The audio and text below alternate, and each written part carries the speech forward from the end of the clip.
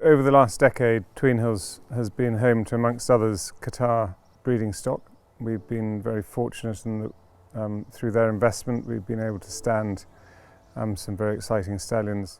Probably the flagship horses have been Roaring Lion and latterly Kamiko.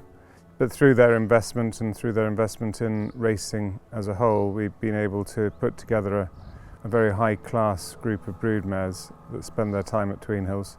And that's enabled us to build our own base of stock and to grow the farm considerably. So Kamiko followed on very quickly from Roaring Lion, and it was just a gift from God really that we were able to replace Roaring Lion with a horse with exactly the same sire line, and if anything a slightly more precocious, faster horse.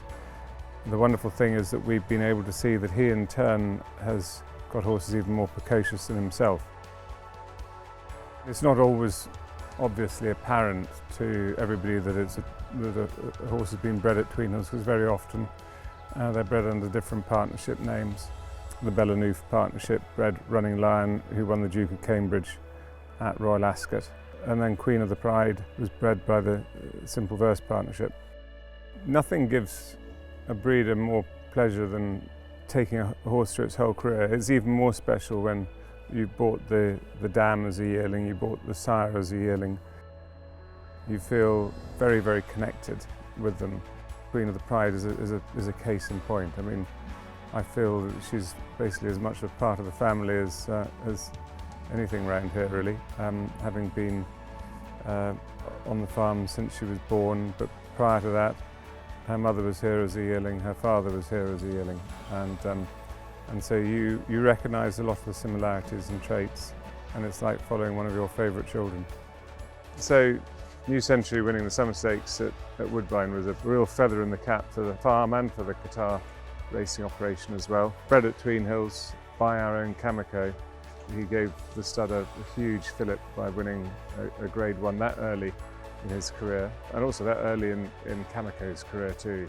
Buckaroo was bred at Tweenhills again out of Roe Herin, again for Qatar racing and Sheikh Fahad, and is a really good example of a British bred horse that absolutely thrives over a trip down under. Where it says the mare's name partnership, they're normally bred at Tweenhills for Qatar racing.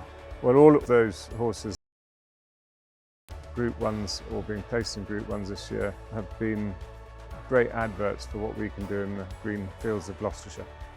Part of it's been down to the fact, I suppose, that after 25 years of running Tweenhills as an operation, as our own operation, we've finessed things, we've learned what works really well, and play to our strengths.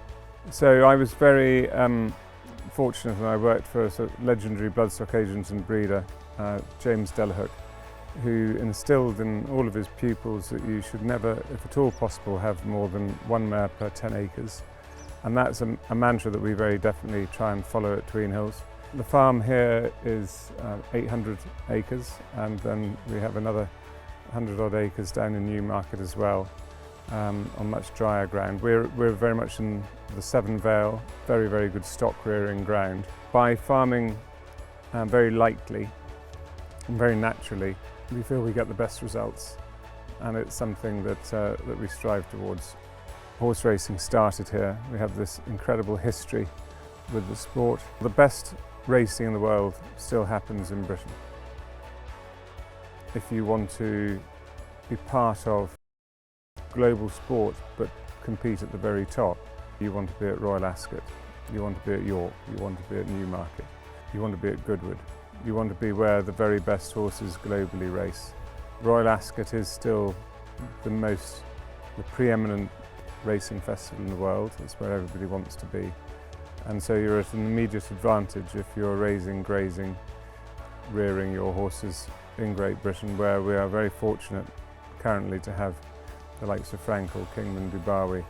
We've been very lucky in that there's been massive international investment in British breeding and racing over the last 50, 60 years, and that has really told, and that the best bloodlines stay here.